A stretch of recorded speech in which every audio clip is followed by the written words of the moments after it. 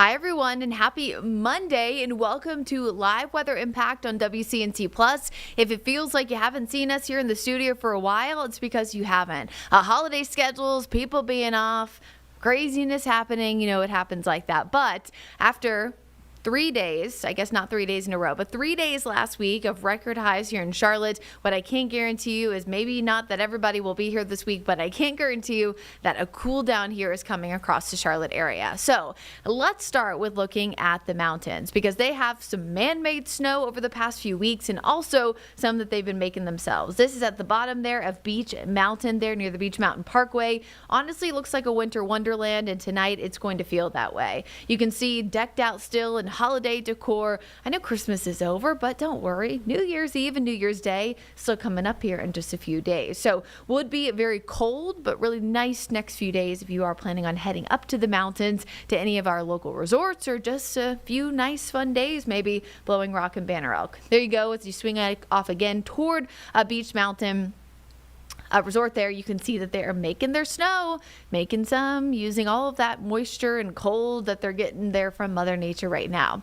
So what's going on out there right now? Well, no matter if you're in the mountains, you're here in the Charlotte area, it is breezy, it is windy, and it's already starting to turn colder. Big Arctic blast is moving in really right now, but mainly going to feel it on Tuesday. And then, of course, Wednesday, we will eventually start to trend a little bit closer to average for this time of year. But first things first, let's look at what weather advisories we have in effect. Now, this is only cold weather alerts. It does not include the wind alerts we have right now, but there is a cold weather advisory in effect for Ashe, Watauga, Avery counties, so our 3 mountain counties. That's essentially for an air temperature between 5 to 10 degrees. Does not have anything to do with the wind chill, which is going to be a lot lower in those areas overnight. Now, of course, the wind chill is worse because of the fact that it's going to get cold, but also very, very gusty. Wind gusts up in the mountains tonight are going to still gust between about 45 to 60 miles an hour in places like Ashe and Watauga County, as well as Avery County. And then if you notice, there's a wind advisory in effect for Caldwell and Burke, Greater Caldwell Burke, which is essentially those higher elevation spots at about 2,500 feet and above. Those areas are going to see wind gusts around 50 or so miles an hour. So regardless of how high it's going to be, you know that the wind is going to cause it to feel much colder. And just a good reminder as to what the wind chill is, because as much as I love you guys, without fail, every single time there's a big wind chill factor, we will get a message. It doesn't matter if it's a phone call, an email, a Facebook message, an Instagram DM, whatever it is, asking us to use the actual air temperature and not the feels like. I want to remind people that this is a scientific calculation based off of what our bodies feel when wind moves across our body. So right now, it's pretty warm in here. It was warm in the studio, which is why I'm wearing a cutoff shirt. But let's say my arm's exposed, I'm going outside. As the wind moves across my body, similar to when we get goosebumps, heat is released from my body because of that brief little brush of the wind. Okay, it's more aggressive. The stronger the winds are, the less the wind is, the little less aggressive it is. That's where the wind chill comes from. Because our bodies release heat back into the atmosphere, that's why it feels colder. So just a good reminder that it's not a random number that Brittany Van Voorhees or Brad Panovich just decides to put up because we feel like it. It is there for a reason, which is why when the winds are higher and the air is colder, those numbers are much more significant. And speaking of significant, wind gusts are continuing to be very high up in the mountains. Right now we have 53, that is, in Boone, 64 in Jefferson, with the highest wind gust so far today in Charlotte at 45. Even the sustained winds are still pretty high here in the Queen City, 16 miles an hour, temperature at 44 right now with that wind chill at 37. Again, Brittany is not saying a wind chill of 37 because she wants a wind chill of 37, although because of the wind chill of 37, I got my jacket right here. It's because that is the scientific calculation based on 44 and 16. There's a National Weather Service wind chill chart. If you ever want to check it out, it's right there on weather.gov. Now, speaking of wind chill, speaking of feels like temperatures, these are going to be pretty low tonight, especially in the mountains. Those are the areas where the wind chills will be dangerous at times, between about 5 to 10 below zero, especially at higher elevations above 3,500 feet.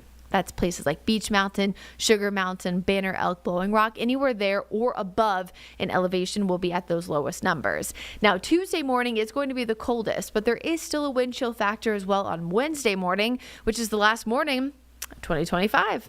Hard to believe it's upon us, but 23 in Charlotte and at least single digits, so a little bit warmer, let's say, for those mountain communities. Now, today is Monday. It's also December 29th. So we know tomorrow's going to be cold. We know Wednesday's still going to be chilly in the morning. But what happens in the afternoon? What happens in the evening? Well, if you're not working, like myself and my friends here in the studio, Sean and James, you might be going out and about for the New Year's holiday. Wednesday is New Year's Eve. Well, if you do so, you're going to need a jacket. Now, maybe a light jacket in the afternoon because a high temperature of 50 with sunshine, especially if you're spending a lot of time outside, feels pretty comfortable. But in the morning, or I guess in the evening, if you're going out and about with your stilettos, maybe at 10 p.m., 11 p.m., whatever it is, I don't know. I don't go out anymore for the new year. Still going to be chilly, y'all. 30s, 40s, so make sure you are putting any cute outfits you have on, maybe some tights underneath, maybe a cute little jacket above. I feel like, Sean, men can put any jacket with any outfit and it still looks good, so that's pretty lucky for you guys. So that's the forecast for Wednesday and Thursday. Last day of 2025. First day of 2026. Long range, not a lot of significant changes. We do see a big drop in temperatures, of course, tomorrow, but then it's pretty mild the rest of the week.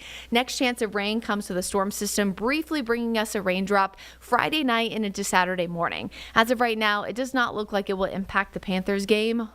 Or I guess that's technically in Tampa, so I guess actually that's not true. It doesn't necessarily not matter. I was thinking about this. It will not impact a lot of people who might be watching the game here in Charlotte is what I meant to say, but down in Tampa, because that cold front actually expands all the way up and down the southeast, there could be some showers. We'll be in the 50s here. They'll be in the 70s. So neither place has a chance, though, of seeing snow for that game. Of course, again, 4:30 on Saturday.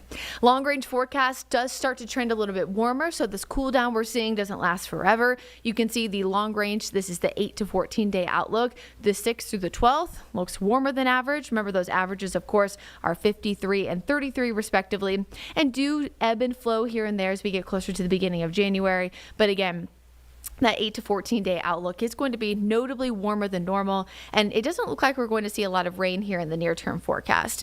Give me a second, folks, because our computer system logged me out briefly, which happens every once in a while, but I can tell you without even needing to look at the map that, again, we're warmer than average here as you look at 6 to 12, and then let's see if we can get it up in time. Bada bing, bada boom. There you go. Drier than average for the 6th to the 12th when it comes to 8 to 14-day precipitation. And just a reminder, I know we're going into a new year, but of course we're still dealing with drought conditions left over from 2025. So here's your brief hourly forecast for tomorrow. Again, it's the coldest morning and coldest afternoon we'll see this week. We're starting in the 20s. Feels like temperatures closer to 20. 40s in the afternoon, but it probably doesn't feel any warmer than, let's say, 39 for the peak throughout the entirety of the day. So here's a long range forecast. Again, tomorrow, coldest start to the morning, coldest afternoon. We will start to trend a little bit more mild Wednesday and Thursday morning. Again, notice it's not the temperature we're talking about Tuesday and Wednesday comparatively, it's the feels like. So even though technically Wednesday morning could be a little bit colder, the wind chill won't be as aggressive. 52 in the afternoon on December 31st, a rinse repeat forecast for the first day of the new year. And then again, there's that brief chance of rain coming in on Saturday, but doesn't look to impact your afternoon's forecast at all. And again, long range, we just showed you warmer and a little bit drier, but of course, we're going to talk more about this coming up with the one, the only Tim Buckley from WFMY. We'll be right back after this break.